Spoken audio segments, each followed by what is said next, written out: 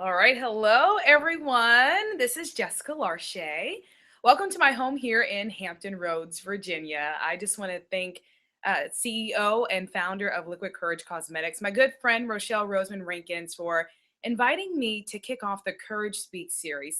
This is really huge and is allowing women to really connect and talk about the issues that we have and moving forward and really reaching out to each other, branching out, and encouraging each other to become the best versions of ourselves. So, again, I am so honored and humbled that Rochelle asked me to kick off the series. So, this is a huge deal. And again, this is such a blessing. I'm so grateful to do this. What this is going to be, what you can expect in the months coming forward, is other women sharing about breaking down barriers, about overcoming obstacles, and sharing with each other how we can do the same. So, this is encouraging, inspiring, very revealing, very raw, and I hope to share a lot of those things with you here today. Again, a big part of the reason why Rochelle asked me to share with you all is about my weight loss journey and really what I believe has become a huge purpose in my life. For anyone who's ever struggled with anything, and so many of us struggle with weight, with body image. That really has been the fight of my life and will be the fight of my life. To give you a little bit of background, like a lot of us, I have struggled with weight issues my entire life. Growing up in New Orleans, food was a part of the family.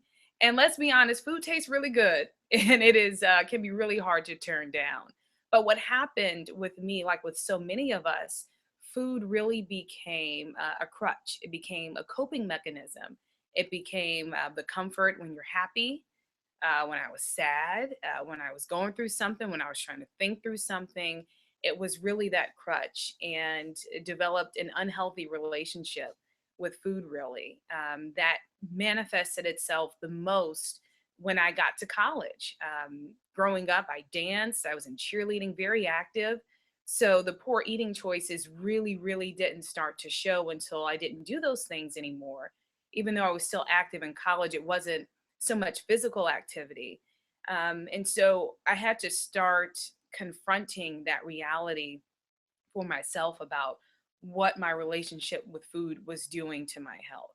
And in my early 20s, the concern wasn't so much about my health. It was about, oh, I wanted to be a certain size, I wanted to look a certain way. And that type of motivation will only last you, a few pounds. And I went up and down.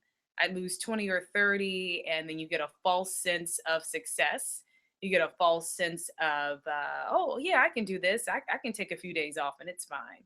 And then you find yourself on that roller coaster. For me, the real wake up call came about 3.5 years ago, while I was working here in Norfolk, Virginia, and reporting for the CBS affiliate here, and was just having really bad headaches and they would not go away. And I tried everything. Everybody knew I had BC powder with me all the time for headaches. And I just said, I better go to the doctor to see what's going on. And my blood pressure was dangerously high. Um, and I think it was something like 150 over 110. And if anyone has ever had issues with blood pressure, you know that's very dangerous. Now I was only 27 years old at the time. And so it was a huge red flag. And I had a moment where I just had to say, okay, my health is in jeopardy. I'm putting in the long term, in the long scheme of things, I'm putting my life in jeopardy, possibly shortening my life because of the decisions that I'm making. And that's a very sobering realization to come to, that, at 27 years old, I was what they were considering obese, very close to morbidly obese. And it was because of my choices. It wasn't because I had been born with a terminal illness. It wasn't because there was an issue with my body that I couldn't move and get out there and exercise. It wasn't that I wasn't employed and didn't have money to purchase food. My condition at the time really was a sum total of my choices. We can get to talking about metabolism and body makeup and things like that, which, those things are factors, but at the end of the day, it was my choices. And I came home from the doctor that day and I had a very long talk with myself and with God in the mirror. And I made a promise to God that I was not going to continue to dwindle the blessing of overall good health and the opportunity to make better decisions and try to be better. Does that mean that I made a promise that I was going to be perfect? No. This journey is not about perfection. So if you think that I have been perfect every single day to lose 100 pounds, that is not it at all. But I did make a promise to God and myself that I would at least try to do better and make better decisions. So I want to talk to you now about the 5 courageous things that came out of that come to Jesus moment, if you will, after my high blood pressure diagnosis that led me to the health and fitness journey that I'm on right now. So the first thing was face reality. And I say that because it was a moment where I had to say, okay, this is, you hear about people being on high blood pressure medication, and just because something is common doesn't mean that it's okay. High blood pressure leads to heart attack, it leads to stroke, it leads to premature death, and we are dying because of the decisions that we're making. And so that was a reality check for me. My father had passed away about a year earlier of obesity related issues, and it didn't hit me at the time that he passed.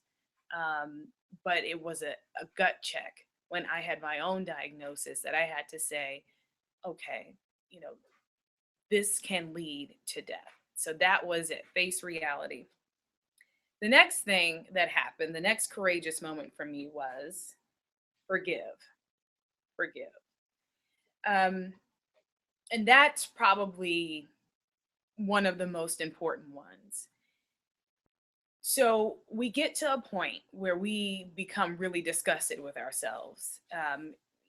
Why I can't believe I made that decision, or I can't believe I let myself get to this point, or, the number of things. And we get in a tailspin of guilt and regret. We all do it, whether it's with weight, whether it's with relationships, whatever it is. Um, but God does not mean for us to live in the past. The only thing we can do is learn from the past and move forward. So it was a big moment that I had to, and am still working to every day. It is a work in progress, but forgiving myself for not making the best choices all the time. And that frees you from the past. It allows you to learn from it and move on. Again, forgiving yourself and really, really taking the time to say, it happened. I can't change it, but I can learn from it and I can move forward. Okay. The next one is love. Love. Another huge one. Very courageous to love yourself enough to lose. And I often say, and my friends know I say it all the time, love is a verb. And, we say it lovingly, we say it jokingly, but really, it really is. Love is an action. And so having that reality check that, okay, I'm not in the best spot, forgiving myself for not making good decisions to get to that spot, but loving myself enough to make better decisions. And so love is an action. You think about when you love someone, you do things for them. If they need you, you're there. They need a tire change. They need money. They need a hug. It's their actions. And so it's being able to turn the mirror around and do that for yourself and loving yourself by being better to yourself, by making better eating choices, by moving more. Those are love actions towards yourself. And that is huge. And so you think about this health and fitness journey is not about hitting a certain number of scale or wearing a certain size or looking cute when you go out. Don't get me wrong, those things are fun. But at the end of the day, that's not the main thing. That's not what it's about. You've got to love yourself enough to take care of yourself. All right. The fourth courageous act was get uncomfortable. Get uncomfortable. So you've gotten to the point where you say, okay, I've got to do better. But this health and fitness journey is not easy at all. Um, I had to get uncomfortable. I had to go through my cabinets and let go of foods that I had become very, very attached to. I had a lot of high sodium things in here, a lot of processed foods, things that were um, not doing well with my body, things that I was abusing really by overeating them. And I had to get uncomfortable and get rid of those things. And I had to get uncomfortable and adapt to a new way of eating. I had to get uncomfortable and exercise more. I started off by walking, which then once that became comfortable, I had to figure out how to get uncomfortable with that. So it started from walking, then lifting weights, then running, then integrating different things, but it's remaining in that state of discomfort, all as an act of love to better your health and your fitness. And again, it's not always fun. There are days you're going to be really motivated and excited to eat kale salad and excited to eat chicken breast and excited to try new recipes, and there are going to be days where you are over it, and that's okay. It's a journey. Every day is not going to be the same. But if you can love yourself enough, forgive yourself enough, and be committed enough to be uncomfortable, it is all worth it. Every day when you lay your head on the pillow, knowing that I loved myself enough today to be good to myself, and when it comes to health and fitness. So the last courageous thing was first step. Um, that can be the hardest thing to do. There's a Chinese proverb that says, the journey of a million miles begins with a single step. And that is so very true. This health and fitness journey is not about a finish line. There's no moment where you can say, okay, I beat obesity. It's over. At least that's not for me how I view it. Every single day you hit the reset button. Every single day you have to start over. Um, it's it's not something that you just conquer, because you can have a string of really great days and then you deal with something really emotional. Some a really horrible day at work, a loss in the family, a loss of a job, a loss of a relationship. Any number of factors can happen that can unfortunately derail you from certain things. But if you know that this is a journey and you forgive yourself and you give yourself permission to be human, you know that a bad day or a bad set of days doesn't have to erase everything that you've done. There's a really cool meme that I've seen on like on Instagram, and I'll repost it every now and then. And you've probably seen it. It says, if one of your tires goes flat, you don't throw away the whole car. And that's basically saying, if you have a rough day on this health and fitness journey, maybe you didn't go to the gym like you planned. Maybe you ate the whole box of pizza and you feel terrible about it. And that had happened to me before. I can remember one time in college, I was on a diet, which we'll talk about that later. But I was on a diet and had done well for a few weeks, and I maybe lost like 10 or 15 pounds, and I had a really stressful day and I would binge eat. I can remember eating a whole pie one time because I was stressed out. And that goes back to that really unhealthy relationship with food. And I used it as a coping mechanism.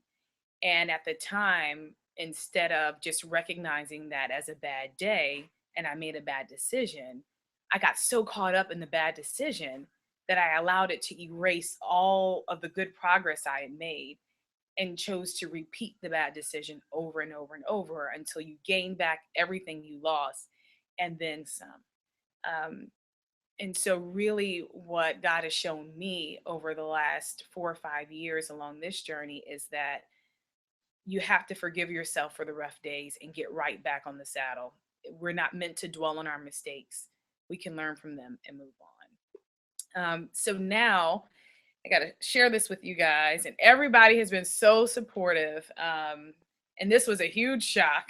But the Women's Day magazine featuring these two ladies are so incredible. You have to read their stories. And then there's this lady over here. But I would not have imagined when I had that conversation with God in the mirror all those years ago that something like this would have happened. But in November, I hit my 100-pound loss mark, which is really, really cool. Um, but that's not the end. And it's not about, okay, well, how much more weight do you want to lose? It's not about that. It's about remaining uncomfortable and putting my health and fitness as a focus first and figuring out different goals and different things to keep pushing.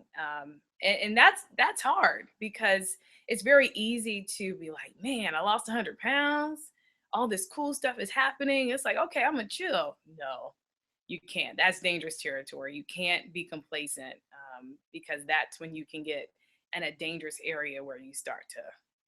So it's okay to celebrate. You take a moment, you have some fun, and then you figure out your game plan. Like, okay, what's the next health and fitness goal? It may not be okay another 10 pounds. It may be I want to run a half marathon in the next year. I'm not saying that's what I'm trying to do, but you develop further and further goals that put your health and fitness as the focus. So there are three courageous things that I do now to kind of help continue the journey and continue pushing forward because there's no finish line. This is a journey that goes on until your journey here on earth is done. There's no finish line. There really isn't. So it's beautiful.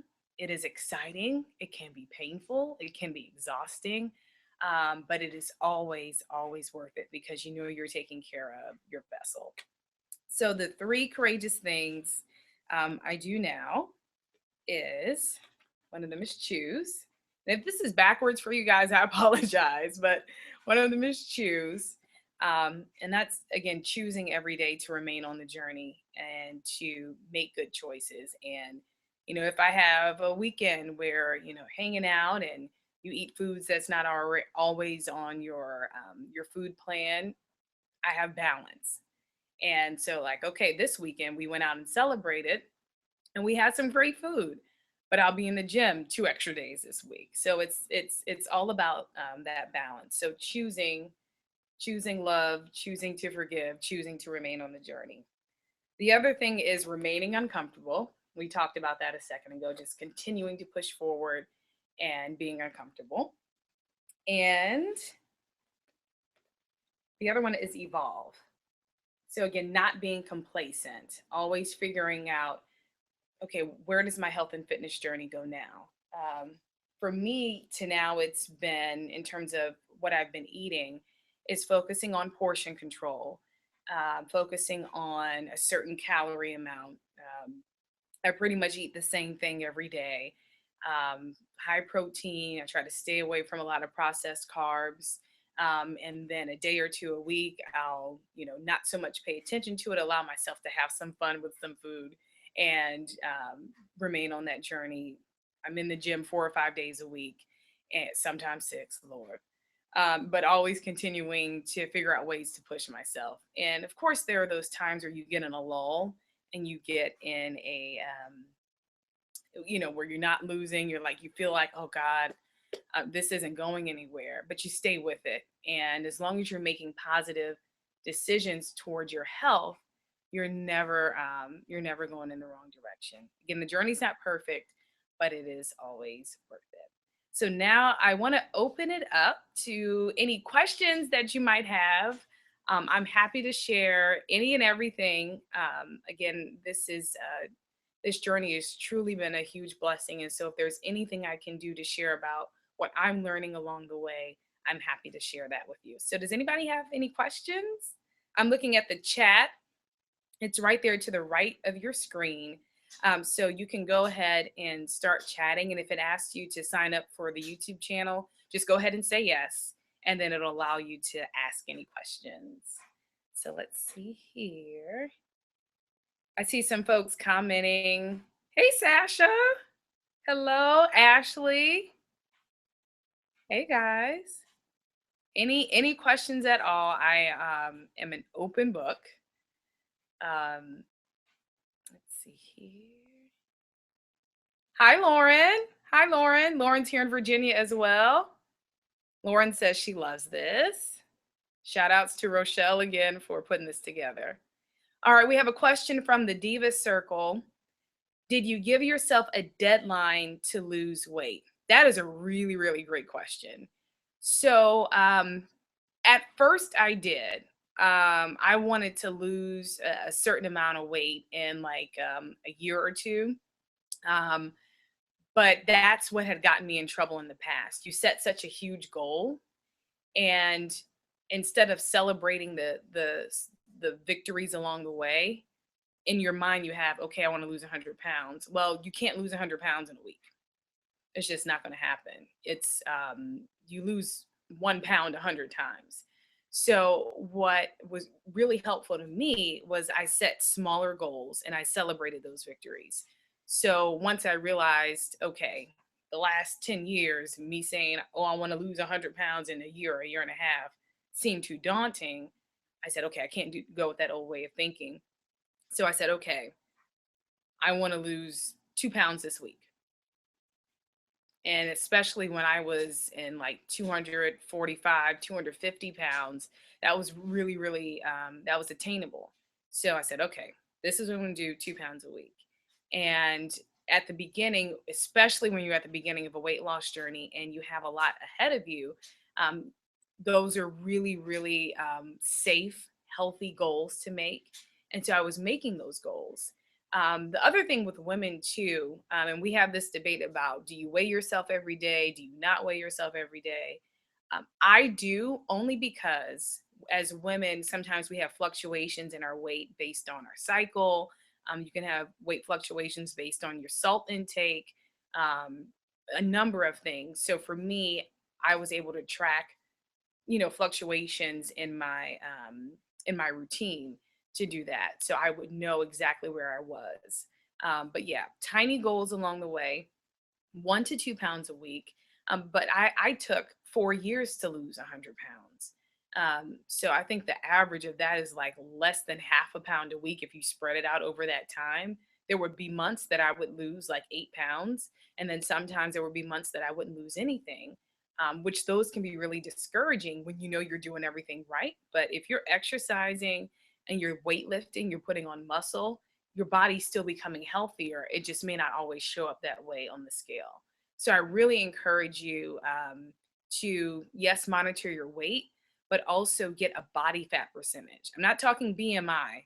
That's the chart that says height. If you're this tall, you should weigh this much. That's not an accurate reflection of health, in my opinion. You want to look at body fat percentage, and that really tells you, um, the fat that's around your organs and different things like that. That's really, in my opinion, I'm not a doctor, I'm not a professional in terms of, what am I trying to say? Personal trainer. But in my research, body fat percentage is what gives you a better depiction of health. Let's see here. Lauren. Hey, Lauren. Lauren's in the 757. She says, what is the hardest thing about keeping the weight off? That is a great question. It is very hard, because it is very easy to get lulled into a false sense of, I got this. Um, it's important for me to always keep that type of feeling at bay. Other people on weight loss journeys may have, everybody has different things that helps them, but for me, saying, oh, I got this, that's because any given day can give you a different set of factors that you never thought you would have to consider before, whether it's family, relationships, job, whatever it is.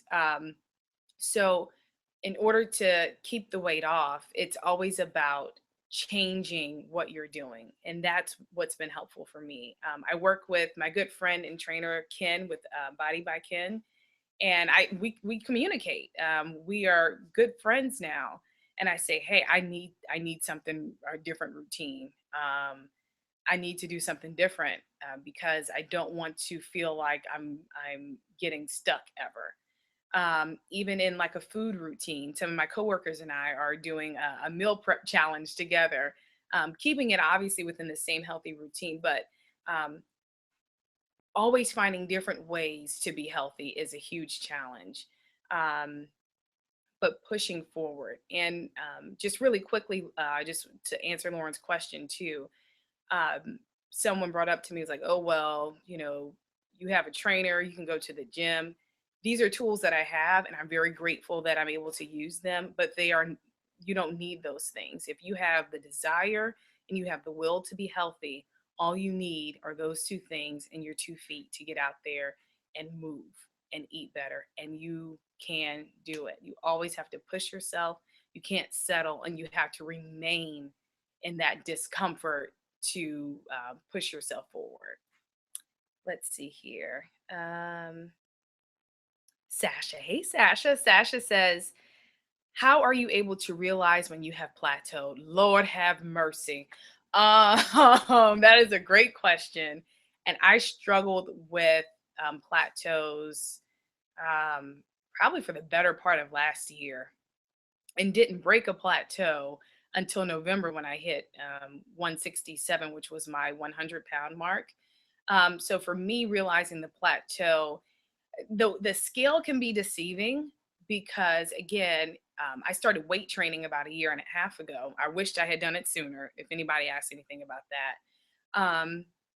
But you're putting on muscle, and I noticed my body um, was taking shape. The contouring of the body. So my body was um, becoming more, and is becoming more athletic, but the scale wasn't really showing it. So now I have to kind of look at how my clothes fit. Am I feeling challenged in my workouts?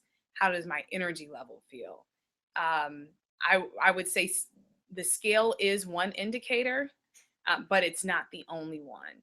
And so if you're in that point where the scale hasn't moved, your clothes really aren't changing, your blood pressure isn't getting better, your health stats, which are most important, those things aren't getting better, then you have to kind of do a reevaluation, which is why journaling is so important. Um, of, okay, what have I been doing? What is it? What is my progress? I'm not progressing. It's time to come up with a new game plan. But yeah, plateauing really sucks because you're making good decisions, but you're not moving forward. And sometimes it may just be adding a tiny thing, an extra day at the gym, or more cardio, or more weights, or less processed foods, or more protein. It's a fine balance of a lot of things. Let's see here. Oh, the questions are coming in. This is so cool. Hold on, guys. Let me see here. Um, did you use, this is from Berica Williams. Did you use a fitness tracker like Fitbit, a polar watch to track your, oh, that's a really good question. Um, so I just got my first Fitbit for Christmas. Thank you, fiance. Um, which is really cool. I had never used one before, but what I did use, starting not long after I started my health and fitness journey, was my Fitness Pal. It's great in terms of being able to track what calories you need to lose 1 pound.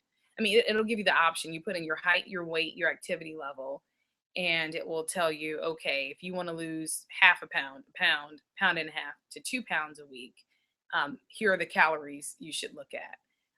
Which that's pretty much, you put the app on your phone. And my Fitness Pal isn't the only one. There are some other ones out there.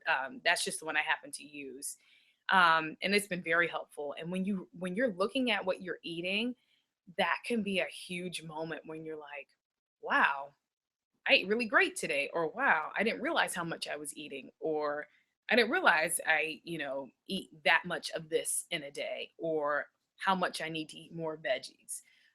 So that was really, really huge to be a mirror to um, my relationship with food and helping me know when I'm having a good day and know I can look, back at my history and be like, oh God, that was a stressful day and I used food that day. So how do I adjust that?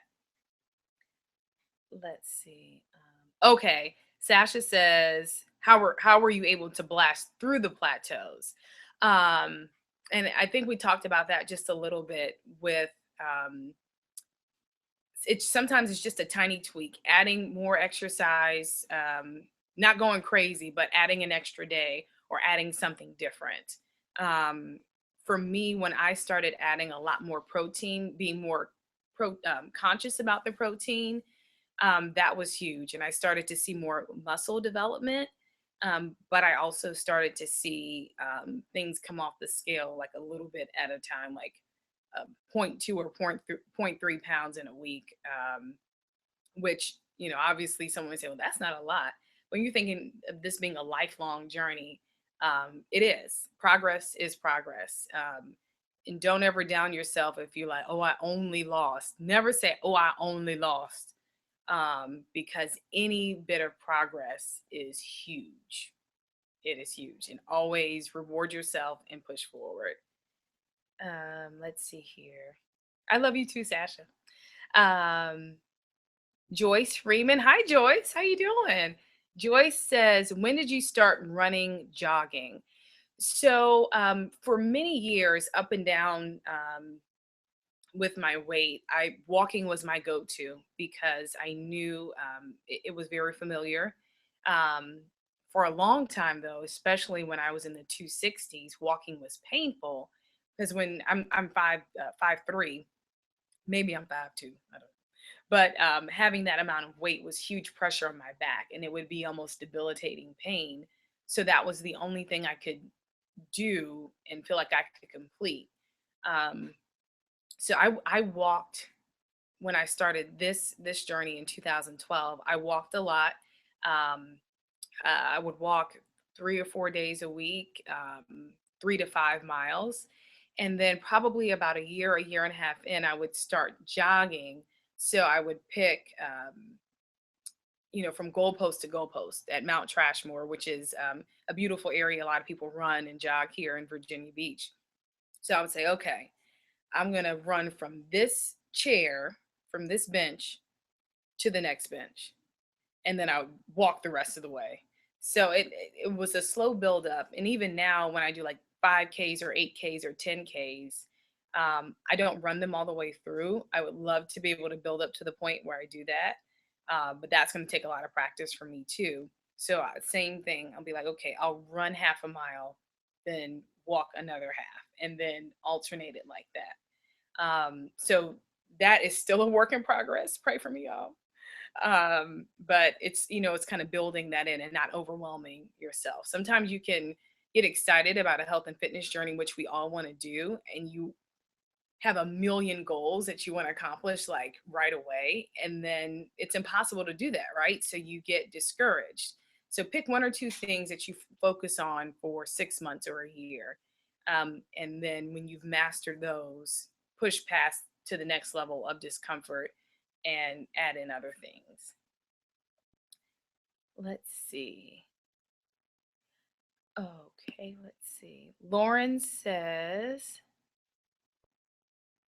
oh, okay, here we go. Being an African American woman, how did you take care of your hair and overall beauty routine while actively exercising? That is a great question. And I'm going to tell y'all, I cheat a little bit because this is a weave. This, my friends know, we talk about it on the show. It's a weave. Which for me has been really, really helpful because I will go work out after work. I work an interesting shift. I'm up from 4 a.m. I get up at 3 a.m. at work for 4. I'm off at 1 p.m. and I make myself go to the gym right after work.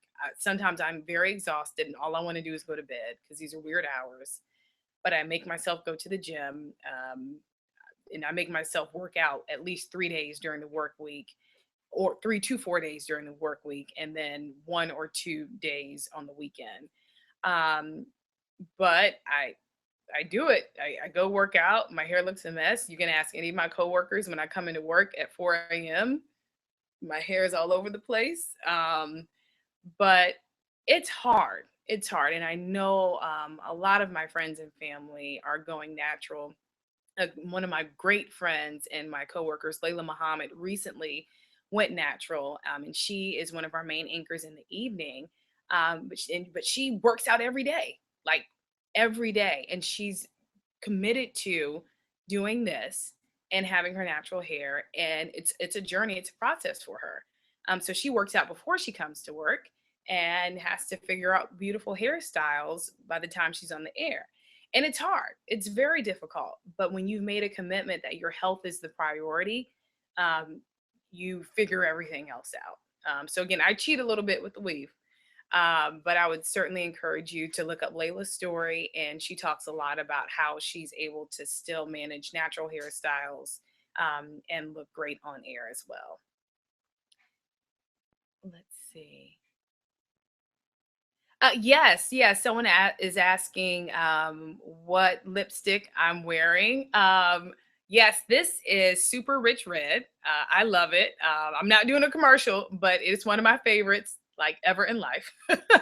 And my mom tried to steal it from me when she was here on Christmas break, so I'm getting her her own, so she will not be in my makeup bag. But it really is beautiful, and also to know that you are supporting someone as incredible as Rochelle and her mission to empower women through events like this is it's a great feeling. It's not just about the makeup at all. It is about reaching out and having this type of open conversation. And yes, Mom, you can't steal my stuff anymore. You're going to get your own. I promise. Don't steal my stuff when you come back up here. Okay, let's see. Here we go. Checking to make sure I'm. So Ashley says the natural hair struggle is real. I feel you, and one day I hope to join you. I really do. Um, Patrice says, since you've mentioned meal plans, what are some of the types of meals you've tried and enjoyed? Awesome, Patrice. That's a good question too. Um, I also do a blog, jessicanonajourney.com, and I talk about some of the meals and foods that I've discovered over the last few years. So, just a little history: when I got my blood pressure diagnosis, um, I started researching foods to help lower blood pressure. So, I created a meal plan based off of any and everything that my research showed would help lower blood pressure. So, kale is a staple in the Larche Washington household. My fiance just got finished eating the kale salad. Spaghetti squash is awesome. Zucchini, zucchini's great. And see, for me, pasta and rice. Those are some trigger foods for me. So I won't keep those in the house. And sometimes you just have to be honest with yourself about some things. Like if I have pasta in the house, if I have like white rice in the house, if I have a lot of bread, especially like white processed bread, um, those are trigger foods for me. So if I'm having a stressful night, or I'm having a good night, sometimes you reach for those things that are familiar. And if you know to remove those things from your home and you can do it, I would certainly do it. I will very rarely buy pasta or bread and keep them in the house. If I'm having friends over and we're cooking and I'm entertaining, absolutely, we're going to have those things and I'll eat some of those things. But then when everything's over, I send it out the door with everybody else so it won't be in our home. So some of the typical day for me. So when I wake up, I get up at 3, and so I'm in on the way to work, and I usually will eat a little bit on the way to work. So I'll do like those egg muffins. If you've seen those, you just put egg whites, some sliced turkey meat, onions, bell peppers, in a little muffin tin. And so I'll have 2 or 3 of those, and depending on how much I put in there, That can range about around 100 to 200 calories. And I'll also have some other protein to go with that, either a protein drink or a protein bar. I'll have a snack about midway through our morning show, which is 4 hours long. So I'll usually have some Greek yogurt with some almonds mixed in with that. And then I'll have lunch, which, because of my schedule, my lunch during the week is at 9 a.m. And so my lunch is usually a protein like chicken or fish. I made these tuna cakes the other day.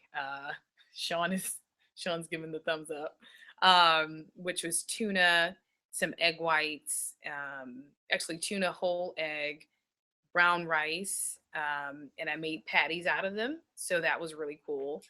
Um, and some flaxseed. Oh, flaxseed chicken, milled flaxseed. If you've never used flaxseed before, it's great. It comes in an oil form, but I really loved flaxseed when I came across it. You can use it in a lot of recipes instead of white flour. There's flaxseed muffins, flaxseed bread. For me, I was a carbaholic and a recovering carboholic. So finding those types of recipes really helped with that, wanting that bread texture. So milled flaxseed, to sell it in Walmart, your any neighborhood grocery store. But sometimes we'll coat chicken in it and bake it, and it almost tastes like fried chicken. But we use the chicken breast a lot. So I'll have chicken.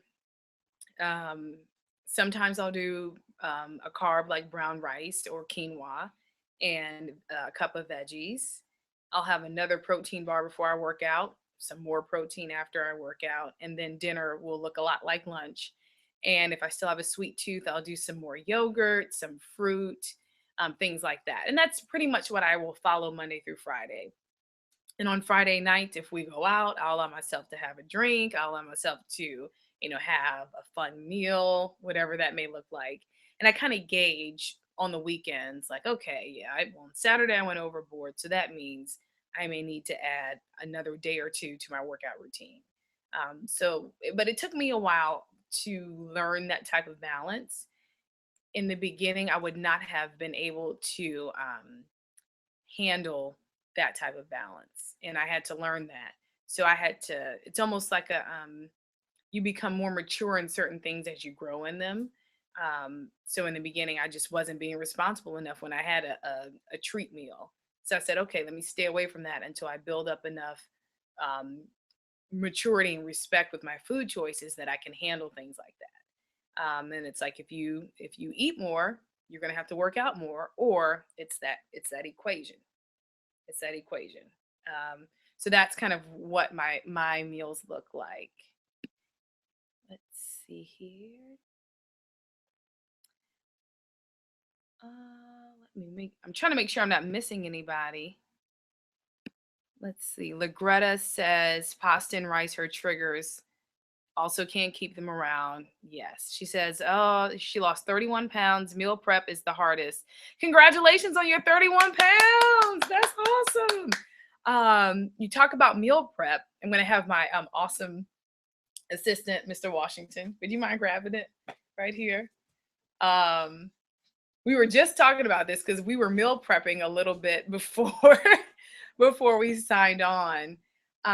Meal prep is extremely important because if you are not ready to start the day, you open yourself up. You open yourself up to making bad decisions. And so I don't know if you guys can see here. I'm on a little bit of a delay, so I'm going to make sure you guys can see this. This is what my lunch is going to look like tomorrow. This is lunch for tomorrow. So this is my protein. My protein here is my chicken breast. And then I have 3/4 cup of brown rice in the middle, and I have a cup of spinach. And these are meal prep containers that my anchor husband, shout out Blaine, got me for Christmas. But these are really, really cool. So what we did, Sean and I, we cooked. We made our chicken, rice, spinach, and we made enough for the next few days. So this is good to go. When I wake up in the morning and get ready to go out, I pick up my container, already have my lunch ready, and I'm good to go. Thank you. Thank you. Can you grab the egg white muffins? I just have two over here. Sean did not know I was gonna be putting him to work tonight, so um, but yeah, meal prep is very, very it's time consuming when you do it, but it winds up saving you time and money during the week. So these are the egg white muffins that I was telling you guys about. They come out looking like this. And so these have egg whites, um, onion, and tomato, and they're seasoned with a little bit of garlic salt, not too much, just a little bit, some turmeric, and did I put curry? I think I put a little curry powder in there as well. Um, so that's what they look like. And I'll heat these up and I'll eat them while I'm driving to work at 3:45 in the morning. But it makes it really easy and simple. So a ton of protein in there too. Thank you, Mr. Washington. So I hope that kind of helped show what we did. And it took us on and off while we were just running errands and doing things in here a few hours to put all that together. But again, it is so worth it and it helps you stay on track. Okay. To the Diva Circle, I tried meal prep last week. It was short lived. Keep pushing. Keep pushing. You can do it. You can do it. Let's see. I think I pretty much answered a lot of the questions you guys have.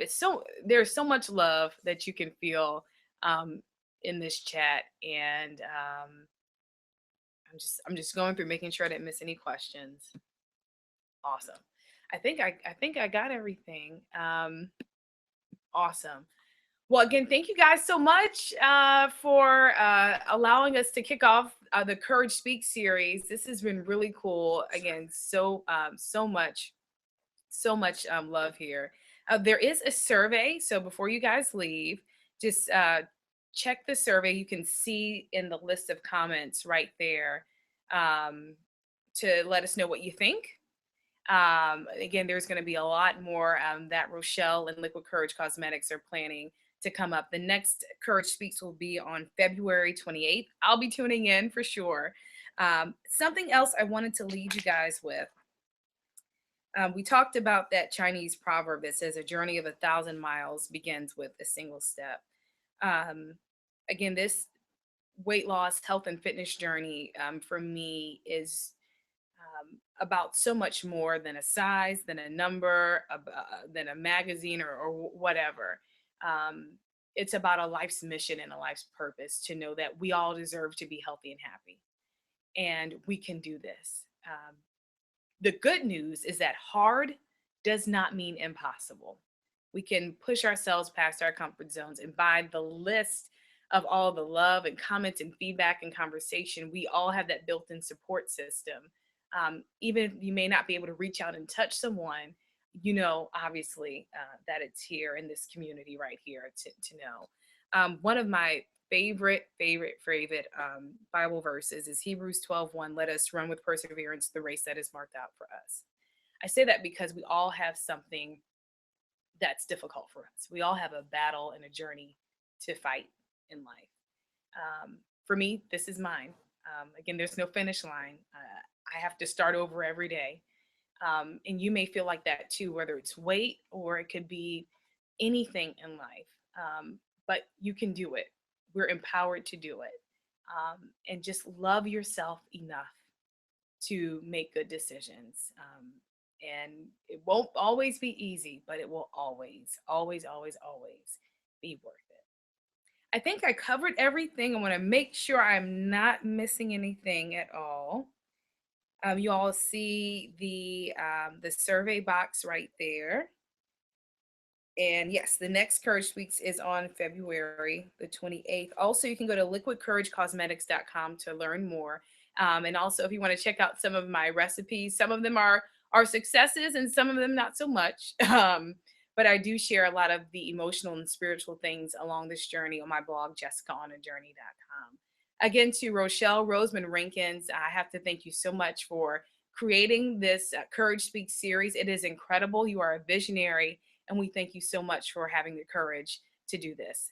Thank you all, everybody, and have a good night.